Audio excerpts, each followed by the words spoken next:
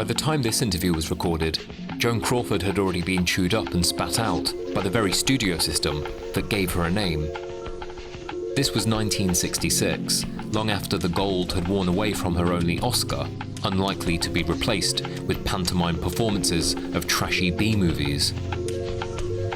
Hollywood's golden age was an ironic place. It was a time when actresses sparkled with bright lights of determination, yet powered by dominating male executives.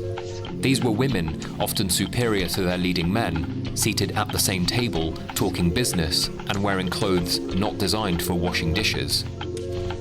But there is a tragic contradiction to this image, between the strong characters and the product actress that perhaps nobody knew better than Joan Crawford herself.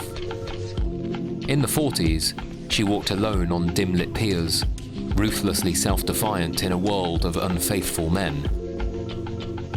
By the 50s, however, the liberation starts to unravel as the strong-willed saloon keeper, despite her best efforts, finds herself back in the kitchen. But whatever happened to Baby Jane is exactly what happens to former Hollywood beauties, discarded like unwanted props, making room for the icons of the 60s. On an early morning in New York, a taxi delivers the fresh Hollywood face, with sparkling new virtues.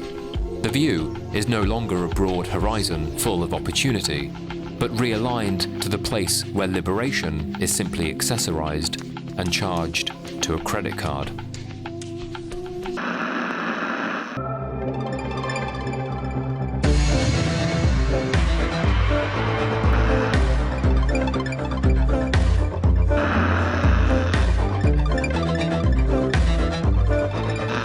In this episode, we'll be looking at the 1989 comedy She-Devil, a film that is arguably to cinema what spray-on bacon is to world cuisine. Disregarded and critically panned, this is a film both produced and directed by Susan Silderman herself that couldn't care less about fitting into a perfect 10. The film opens with close-up images of women applying makeup at a cosmetics store, the reminder of the daily maintenance of so-called feminine beauty.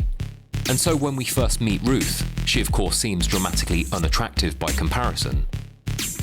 These are the places of manufactured beauty, and despite Ruth being out of her comfort zone, the beauticians are the ones who feel uncomfortable, examining her like an alien. The film wastes no time in making its point clear, just how ridiculous it is for women of all sizes to struggle into such a narrow body image, surrounded by mirrors that only seem to reflect disappointment. This isn't a groundbreaking cinematic sequence in itself, I know, but it is authentic, down to its use of a real department store.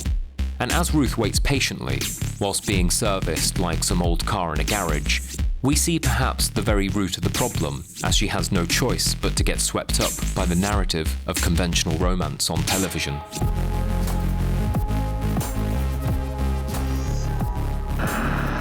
The makeover montage found in many films with a female protagonist may appear as a device to liberate women from oppressive gender roles, but remove the foundation, pun completely intended, and you'll see the interests of male approval. Pretty Woman is a classic example, as Vivian's life is changed for the better when she checks into a life of wealth, being reprogrammed in all things civilized by a man whose intentions of paying women for sex are entirely overlooked and branded not criminal like the prostitutes, but somehow noble. It's worth mentioning too that when Richard Gere himself played an escort in Paul Schrader's American Gigolo a decade before, he reached his moment of inner revelation without ever changing his shirt, not once compromising his cool exterior. Oh, hi, honey. How's my favorite accountant doing today? I'm swamped. My secretary quit. I'm going out of my mind. I'm trying to break in a new girl. Oh, well, I just called to tell you how excited I am about the party tonight. Ruth, I'm warning you, it's going to be very boring. A bunch of people I don't even really know. I just want to do some networking, try and drum up some new clients. I don't think it's worth your time to drive all the way into the city. Oh, I don't mind. We haven't been out together for so long. Okay, Ruth, don't say I didn't warn you. I got to run, okay, sweetie? Bye-bye. Bye, Bob. To no surprise, Ruth's efforts to look good go completely ignored. So when her husband fails to come back home after the party, she reads alone in bed, beside a box of donuts, the romantic bargain bin novels of Mary Fisher, whose smug face on the book already seems to gloat about the affair she's having with her husband. Instead of a heated night of passion, Ruth gets an anxious morning cooking breakfast, with far-fetched excuses recycled once too often, and through coded messages of heavy-handed burnt toast, she reveals her repressed anger. When we zoom into the fried egg, we don't just feel domestic rage, but those moments of hating motherhood altogether. Critics at the time wrote the film off as shallow, man-hating slapstick, but something tells me this film wasn't made to please male critics. What they failed to recognize is just how rare it is for a Hollywood film to feature such a lengthy sequence of domestic destruction.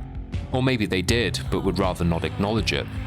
How often do we see women with such refreshing disregard break away rather than breaking down? And just like Mildred Pierce, Ruth escapes to make a better life for herself, even if through the magic of some pretty poor green screen.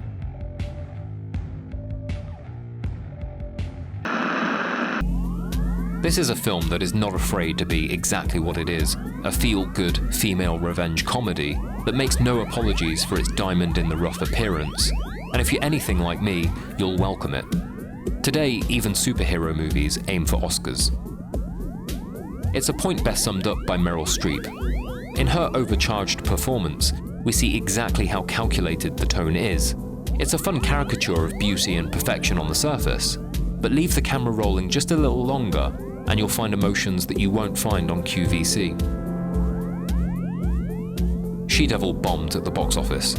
Meanwhile, audiences bought tickets in droves for Baby Boom, a film that does the exact opposite, in which a successful career woman trades her business lifestyle for a traditionally maternal one. The happy ending comes from restoring conservative values to a more progressively equal world, and they call that a comedy.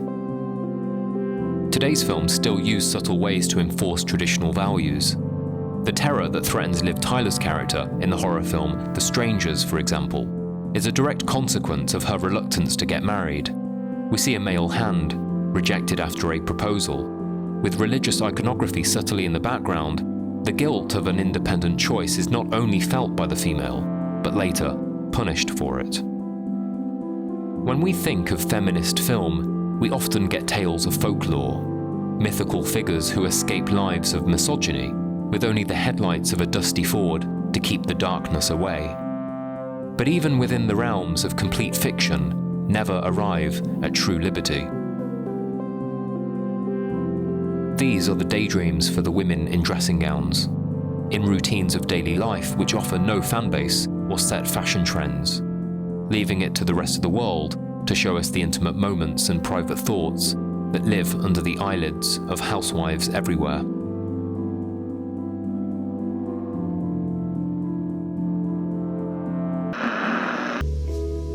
On the next episode, we'll have our ears to the wall and eavesdrop into the manic lives of others in Andrzej Żuławski's Possession.